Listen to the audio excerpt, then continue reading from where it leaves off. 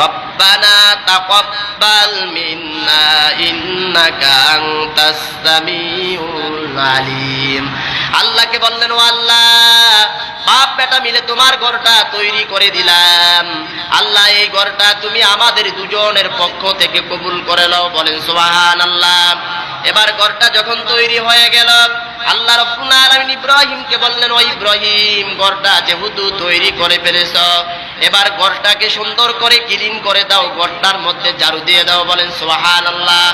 তাহহিরাত বাইতিয়া লিত-তাইফিনা ওয়াল আকিফিনা war রুকআইস সুজুদ। ও ইব্রাহিম, বাপ বেটা মিলে আমার ঘরটা তৈরি করেছ, এই ঘরটার মধ্যে আমার বান্দারা নামাজ পড়বে, অতএব নামাজ পড়ার জন্য, ঘরটার চতুর্পাশে তাওয়াফ করার জন্য এবার ঘরটাকে ক্লিন করে দাও, ঘরটাকে ঝাড়ু দিয়ে দাও। সুবহানাল্লাহ।